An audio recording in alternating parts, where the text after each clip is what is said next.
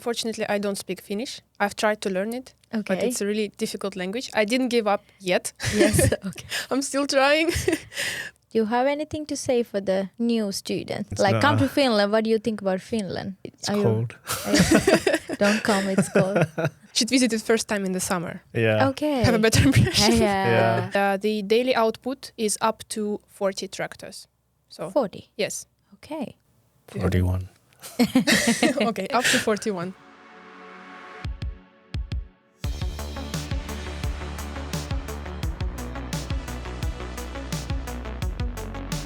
Hello everyone, welcome back to the another episode of Talent Boost podcast. So today we are focused on logistics studies and especially in the Central Finland. As well as we're going to talk about the industry of logistics. So for that, I have two guest speakers today and they are working in the industry as well as they are Jamk alumni. So welcome Valeria and Roland. So thank you. Thank you for having us. Thanks. Yes. So how are you guys doing these days? A bit busy, Okay. but we had to find time to come back to school and record this podcast. So Yes, that's nice to it's a hear. great opportunity, and happy to be here. Okay. Yeah, I guess same for me. Okay. I'm maybe a little bit less busy today than Roland, Yes. luckily. But thanks for having us. Thanks for inviting us to the podcast. Yes. Okay. So thank you. Thank you so much. You make it finally. And then, so let's gonna start today what we're gonna talk about. So I wanted to ask how you ended up in Finland. How was your studies when you started it's in Jamk? For me, actually, I didn't start living here because of Jamk. I actually moved here 17 years ago already now. Okay. Due to my dad's work. He is a civil engineer and he worked at Olkiluoto, so the nuclear power plant that we have here in Finland. And he travels a lot for work. And once he got an opportunity to work in Finland, then he decided to bring the whole family. So I started in middle school, but luckily it was an English class, so I didn't have to learn Finnish straight away. It was only after middle school that I had to start to learn slowly how to use Finnish. So yeah, that's how I ended up here In Finland. Yeah. With the family. So Yeah. I think that's good. It's not alone, by the way, at the beginning. Yeah, no. We all had to survive here. Yeah, move together. Yeah. So how you started your a degree program in here in Jamk? Well, I just wanted to continue my studies after high school because I went to work straight after for a few years, and I just wanted to see what's out there, what is there other than work.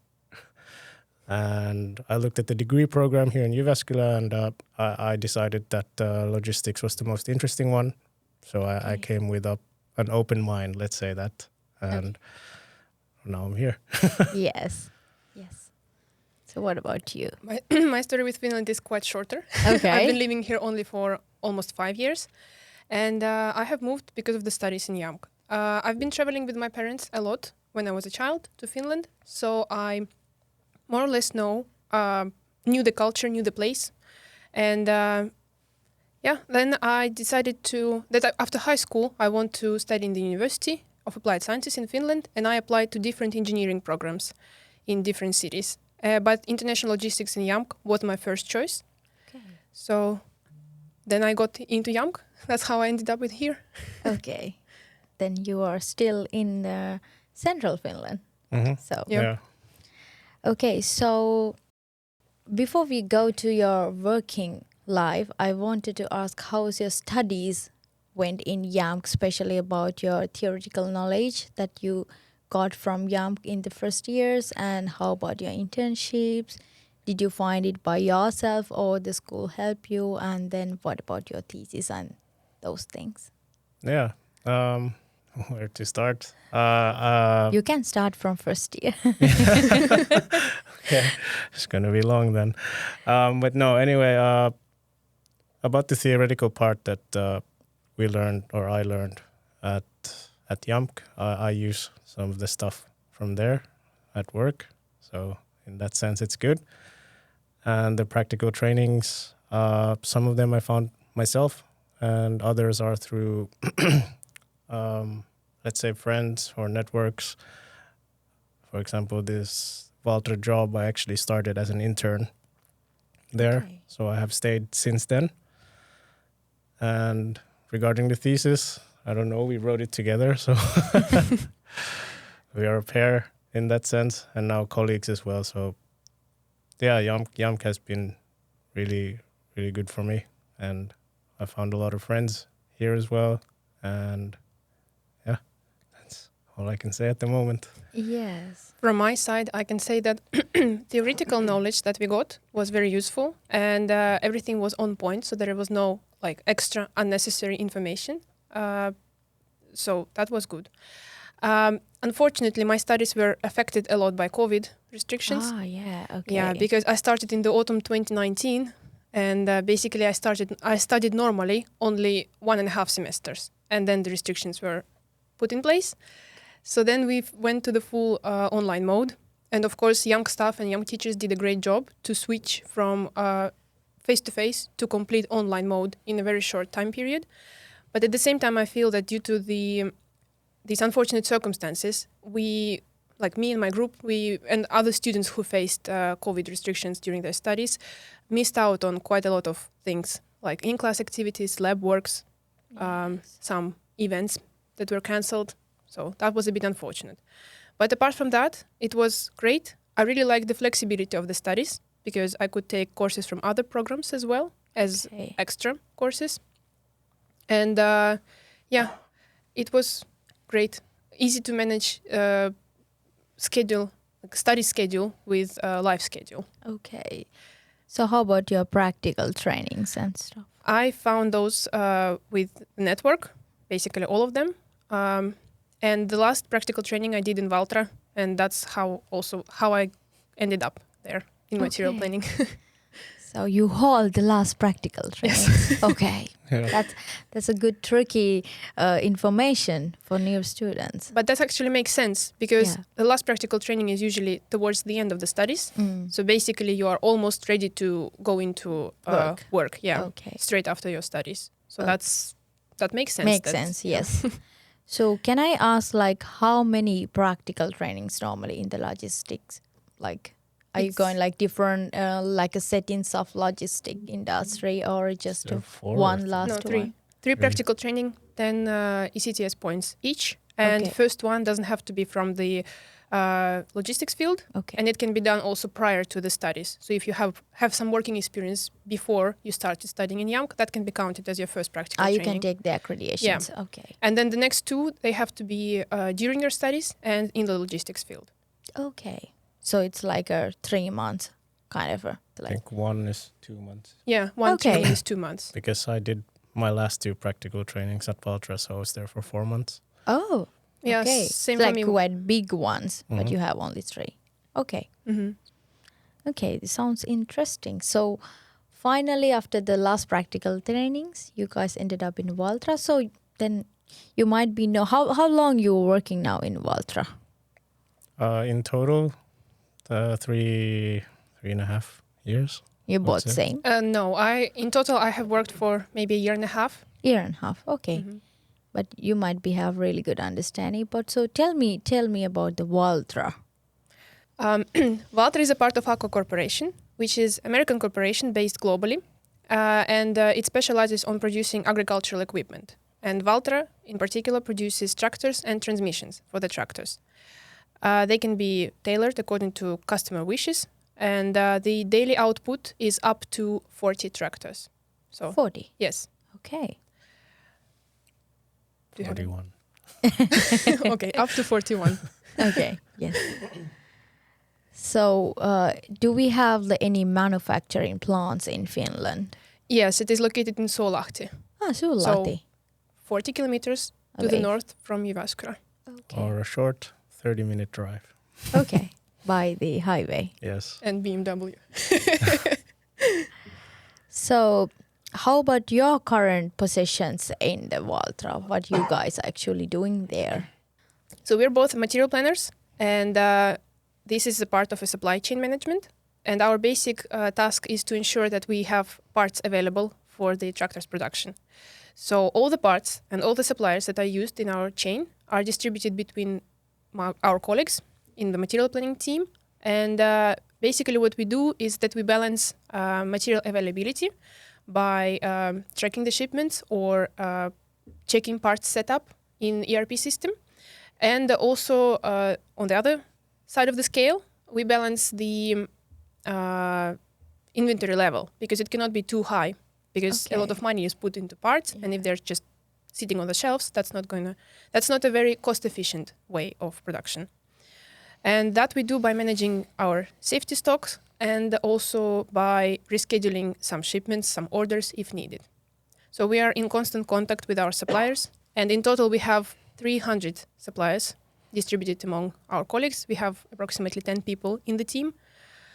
So that is what we do on a daily basis. Okay. I felt it like oh my God, this is a kind of a mission.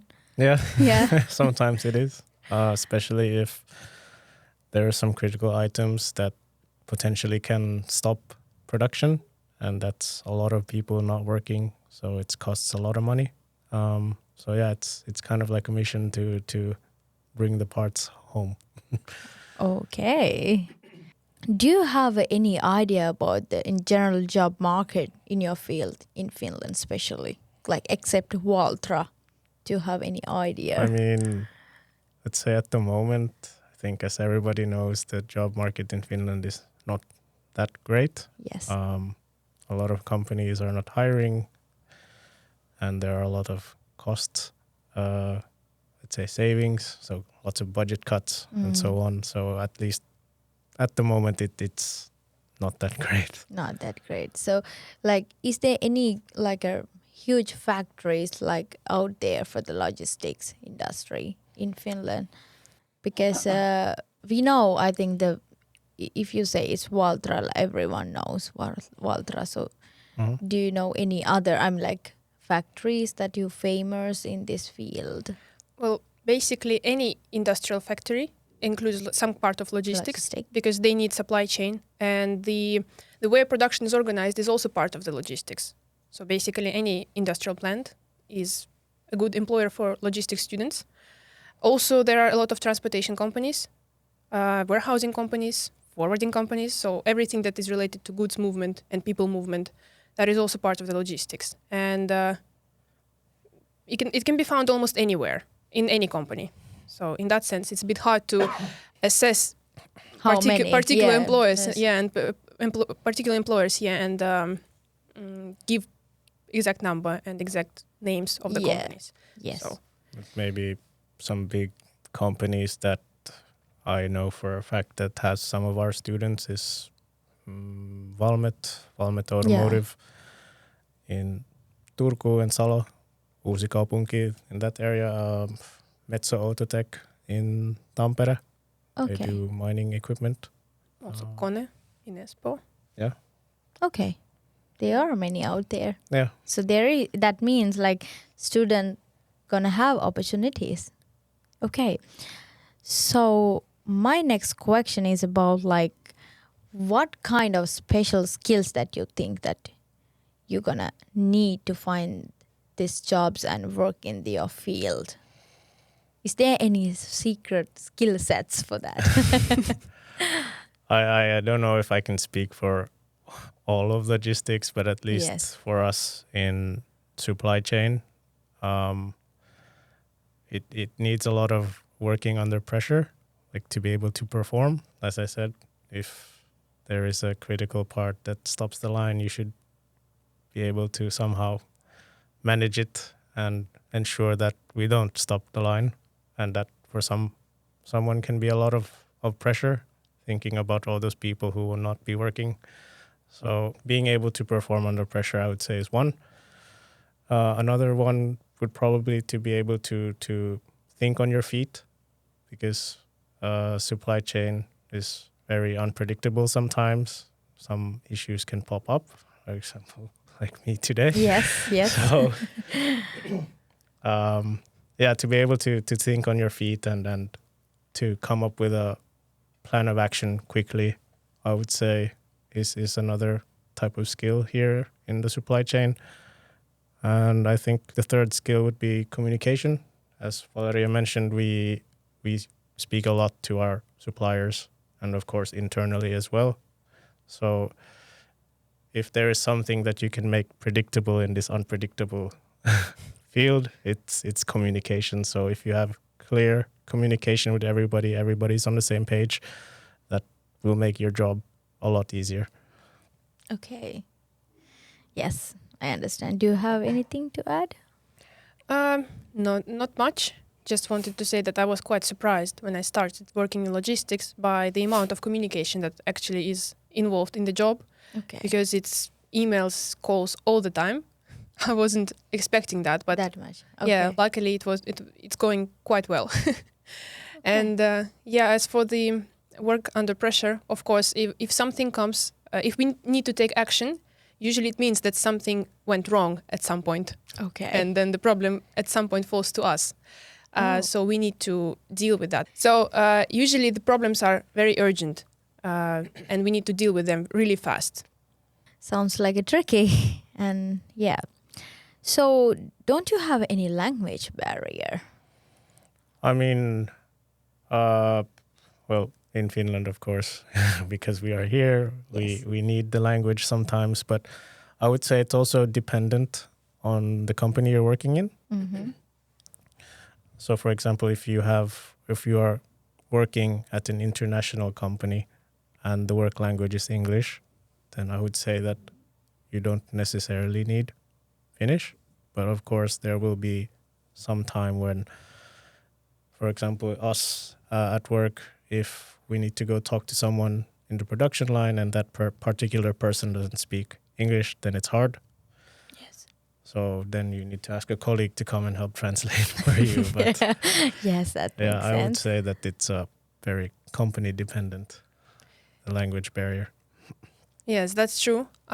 Unfortunately, I don't speak Finnish. I've tried to learn it, but Okay. it's a really difficult language. I didn't give up yet. Yes. Okay. I'm still trying. But unfortunately, I speak very little Finnish. So I got a job. I'm able to work, and most of my suppliers are in Europe. So I don't need Finnish to do most parts of my job. But yes, as Roland mentioned, if we need to talk to someone in production, for example, then yes, Finnish is needed, or then I need to ask help from my Finnish colleagues. Yes. So Maybe after 17 years you can also learn Finnish. Maybe. Yes. Might be your Finnish is more fluent like a native speaker. Yeah. So no problem with that. No problem with that. You also started learning it earlier. I've heard that until a certain age, you can learn the language as if you're the native speaker. But then Okay. after a certain point, like 16 or 18 years, that's it. You cannot learn it perfectly So anymore. you're saying 12-year-old is still good. Yes, exactly. Okay. So what do you think about your industry evolving for next 5 years, especially in the world, maybe in Finland? So this is like a question that I want to give hope to the future for the students and especially about the Valtra.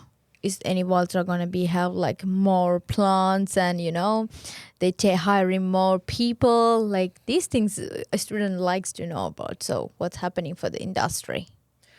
Well, basically, as we mentioned earlier, it's a bit hard to assess how the logistics field is going to evolve in 5 years, because it's a really broad field, and it's you can face it anywhere. Almost all the companies use it, and there are a lot of potential employers.